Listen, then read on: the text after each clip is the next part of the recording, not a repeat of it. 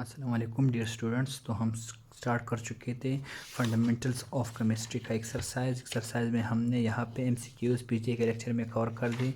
आज हम पढ़ने जा रहे हैं शॉर्ट क्वेश्चंस के बारे में। शॉर्ट क्वेश्चंस में हम लोग ये 5 क्वेश्चन जो है ये न्यूमेरिकल्स है। ये मैंने आप लोगों को बताया था कि मैं यहाँ पे डिस्कस करूँगा, आप लोगों के लिए न्यूमेरिकल सॉल्व करूँगा। तो आज हम इन 5 क्वेश्चंस को सॉल्व करेंगे डिटेल से। ये क्वेश्चंस इंपॉर्टेंट है एग्जाम पॉइंट ऑफ व्यू से। स्टूडेंट्स को चाहिए कि इसका कंसेप्ट समझे और इस क्वेश्चन में जो भी क्वेश्चन जो आप लोग मुझसे पूछ सकते हैं। यूनिट नंबर 1 केमिस्ट्री का हमने स्टार्ट किया था, ग्रेड 9 का, गवर्नमेंट का टेक्स्ट बुक है।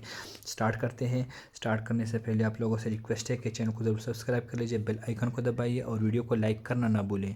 और क्वेश्चन जो है आप लोग कमेंट सेक्शन में पूछ लिया करें। नंबर फर्स्ट में हम लोग ये क्वेश्चन देखेंगे। क्वेश्चन नंबर 6 आप लोगों के बुक नंबर पेज 38 पे है, आप लोग बुक से भी देख सकते हैं। यहाँ मैं क्वेश्चन को रीड कर रहा हूँ। Calculate the number of moles of butane. हमने क्या फाइंड आउट करना है?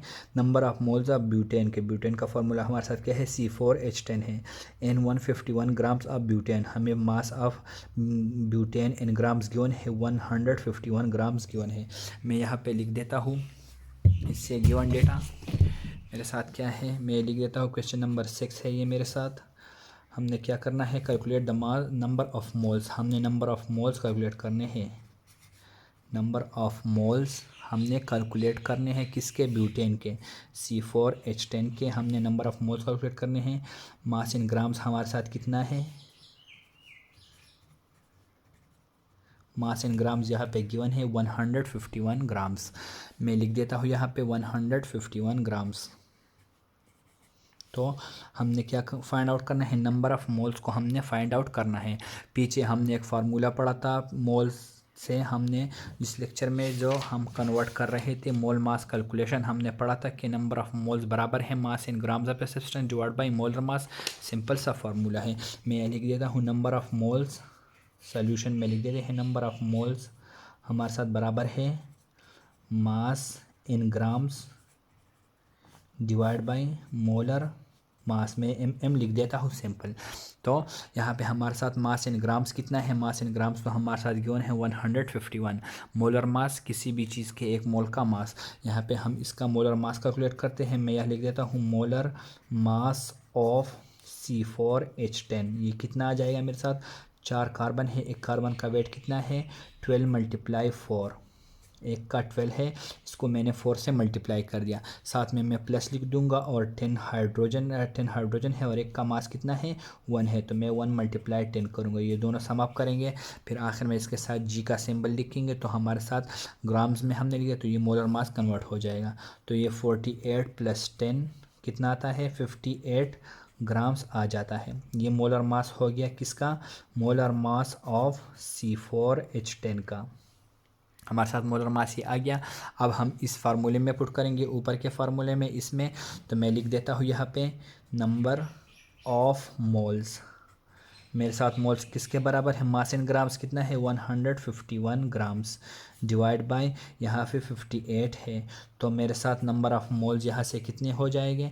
अगर आप लोग इसको कैलकुलेट कर ले तो ये हमारे साथ आ जाता है 2.63 मोल्स इससे आ जाएगा। तो ये था क्वेश्चन नंबर 6 जो कि था number of moles find out करने का। क्वेश्चन नंबर 7 को रीड करते हैं कि उसमें क्या हमारे साथ है। क्वेश्चन नंबर 7 में हमारे साथ है what is the mass of 5 moles of ice. Ice जो है बर्फ़ के 5 मोल्स हैं हमारे साथ। तो उसमें हमारे साथ क्या है? हमारे साथ क्या करना है? हमने उसका मास कैलकुलेट करना है, मतलब हमने मास इन ग्राम्स कैलकुलेट करना है। यहाँ पे एटॉमिक मास भी क्यों है? हाइड्रोजन का 1 AMU लिखा है और ऑक्सीजन का आप लोग कह सकते हैं कि 16 ले सकता है। तो हमारे साथ 5 मोल्स ऑफ आइस है। मैं लिख देता हूँ यहाँ से इससे डेटा। 7 नंबर है हमारे साथ 5 मोल्स ऑफ आइस। हमने क्या फाइंड आउट करना है? हमने फाइंड आउट करना है क्या? मास इन ग्राम्स।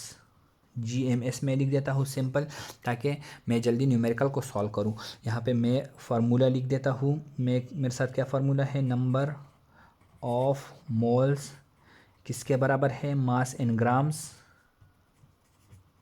GMS ग्राम्स के बराबर है। यहाँ पे मैं देता हूँ मोलर मास।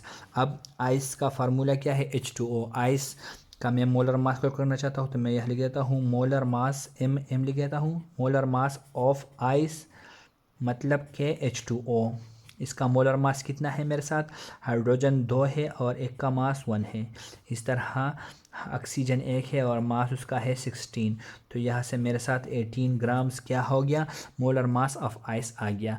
और हमने क्या फाइंड आउट करना है, हमने मास इन ग्राम्स कैलकुलेट करना है। तो मास इन ग्राम्स को हम इस साइड पे छोड़ेंगे और मोलर मास को मल्टीप्लाई करेंगे किससे, यहाँ नंबर ऑफ मोल्स से।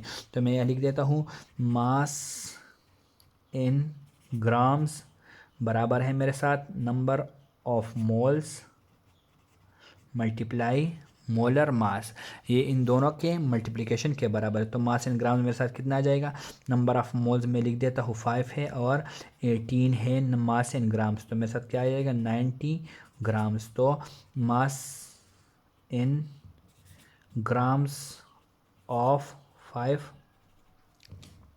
मोल्स ऑफ आइस कितना आ गया मेरे साथ 90 ग्राम्स, ये उसका आंसर आ गया। तो ये हमारे साथ था न्यूमेरिकल नंबर 7। न्यूमेरिकल नंबर 8 की तरफ चलते हैं। न्यूमेरिकल नंबर 8 में क्या पूछता है, calculate the number of molecules. हमने मालिक्यूल्स फाइंड आउट करने हैं, number of molecules and 6.50 moles of CH4। हमारे साथ नंबर ऑफ मोल्स गिवन है 6.5 है जो कि मीथेन के। तो हमने क्या कर लेना है, हमने नंबर ऑफ मालिक्यूल्स कैलकुलेट कर देने हैं। मैं यहाँ लिख देता हूँ न्यूमेरिकल नंबर 8 है ये हमारे साथ। और यहाँ पे अगर मैं इसको इससे डेटा लिखना चाहूँ तो हमारे साथ डेटा क्या है, number of molecules in 6.5 moles. मैं लिख देता हूँ मोल्स ऑफ CH4 मेरे साथ कितने हैं 6.50 है, मतलब 6.5 मोल्स है मेरे साथ। और हमने क्या फाइंड आउट करना है, हमने फाइंड आउट करना है क्या, calculate the number of molecules. Number of molecules हमने फाइंड आउट करने हैं।